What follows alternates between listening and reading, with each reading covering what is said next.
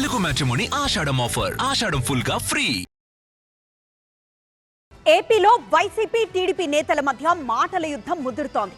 వెల్లంపల్లి బోండా ఉమ మధ్య విమర్శలు లీగల్ నోటీసుల దాకా వెళ్ళింది. మరోవైపు ఆలపాటి రాజా అంబటి సైతం డిఎస్సీపై చర్చకు సిద్ధమంటూ సవాల్ చేసుకున్నారు. టీడీపీ వైసీపీ నేతల మధ్య సవాళ్ల రాజకీయం ఏ విధంగా ఉందో చూద్దాం. విజయవాడ సెంట్రల్ నియోజకవర్గంలో TDP MLA bonda Uma, YCP నేత మాజీ మంత్రి వెల్లంపల్లి శ్రీనివాస్ మధ్య రాజకీయ వేడి మరింత ముదిరింది. రాజకీయ విమర్శలు కాస్త పర్సనల్ అటాకింగ్ స్థాయికి వెళ్లింది. గవర్నర్పేట వ్యాపార సముదాయాలు స్థానిక వస్త్ర దుకాణదారులను బెదిరించి బోండా ఉమ, ఆయన అనుచరులు పెద్ద ఎత్తున చందాలు, డబ్బులు వసూలు చేస్తున్నారని వెల్లంపల్లి శ్రీనివాస్ ఆరోపించారు. డబ్బులు వసూలు చేయలేదని వెంకటేశ్వరుడి మీద ప్రమాణం చేసే దమ్ముందా అని ప్రశ్నించారు. బీసెంట్ రోడ్డు కావచ్చు, బిఆర్టీసీ రోడ్డు కావచ్చు, ఫుడ్ కోర్ట్ కావచ్చు, ఎక్కడ బండి పెడితే అక్కడ డబ్బులు వసూలు చేసేవాడివి. అటువంటి డబ్బులు అవసరమా? వాళ్ళు ఉసురు పోసుకుంటావు నువ్వు అని మాట్లాడితే నీ మీద సూట్ వేస్తాను. నేను చెప్పిన తప్పే ఉందా?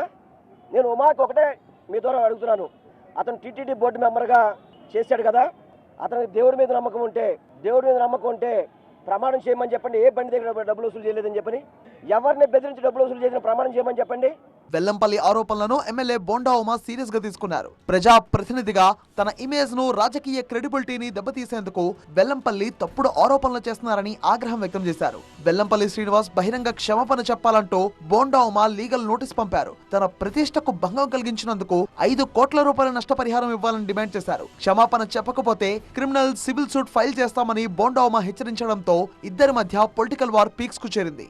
వెల్లంపల్లి బోండా ఉమ గొడవ అలా ఉంటే, గుంటూరు టీడీపీ నేత ఆలపాటి రాజా, మాజీ మంత్రి అంబటి రాంబాబు మధ్య పొలిటికల్ ఫైట్ మరో లెవెల్ కు వెళ్ళింది. డిఎస్ఐ నిర్వహణలో అవకతవకలు జరిగాయంటూ ఆరోపిస్తున్న వైసీపీ నేతలు గుంటూరు అంబేద్కర్ విగ్రహం దగ్గరకు తనతో చర్చకు రావాలంటూ ఆలపాటి రాజా సవాల్ విసిరారు.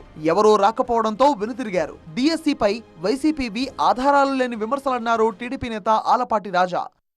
ఎక్కడో పేపర్ లీక్ అయితే, ఎక్కడో కేంద్ర మంత్రి రాజీనామా చేస్తే ఇక్కడ ఏదో జరిగిందని చెప్పి చెప్పడానికి మీరు ప్రయత్నిస్తూ ఉండి, రుజువులు లేకుండా, సాక్ష్యాలు లేకుండా, గతంలోనే 355 రిట్ పిటిషన్స్ పడితే వాటిలన్నీ కూడా కొట్టివేయబడితే, స్వయంగా ఒక ఎమ్మెల్సీ అయి ఉండి, ఆ పార్టీ ఎమ్మెల్సీ అయి ఉండి 2 రిట్ పిటిషన్స్ మొదటిది వేశారు, దాన్ని విత్డ్రా చేసుకున్నారు.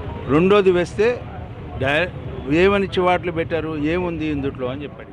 ఆలపాటి రాజాకు మాజీ మంత్రి అంబటి రాంబాబు కౌంటర్ ఇచ్చారు. తమను ఆలపాటి రాజా చర్చకు ఆహ్వానించడం అభినందనీయమన్నారు. న్యూట్రల్ ఛానల్లో చర్చకు తాము సిద్ధమన్నారు. మీ ఇంటికాడ నువ్వు కూర్చో, మా ఇంటికాడ నేను కూర్చుంటాను, ఎవరింటికాడ వాళ్ళు కూర్చుని అందరూ చూస్తుంటారు. కమాన్, ఇది ఛాలెంజ్ కాదు, ఆహ్వానం.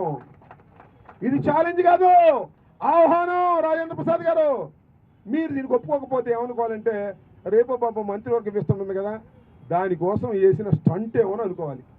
ఇవాళ నేను చెప్పినటువంటి ఎవరింటికాడ వాళ్ళు కూర్చుని రాష్ట్ర ప్రజలకు ఉన్నటువంటి విషయాలను చెప్పేటటువంటి ప్రయత్నం చేస్తాను. మేము చర్చలోకి వచ్చి 5 ప్రశ్నలు అడిగేది, ఇంకా కొత్త ఏం అడగం. ఈ 5 ప్రశ్నలు సమాధానం చెప్తే నమస్కారం పెట్టి వెళ్ళిపోతాం.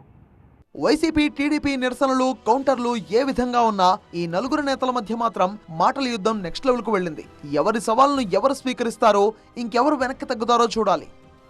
తెలుగు మ్యాట్రిమోనీ ఆషాఢం ఆఫర్. ఆషాఢం ఫుల్ గా ఫ్రీ.